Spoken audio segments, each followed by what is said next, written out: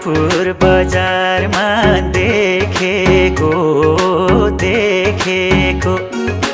जीवन बिताउन लेखेको चिना हेराउँदा उनको राशि ठुला रहेछ।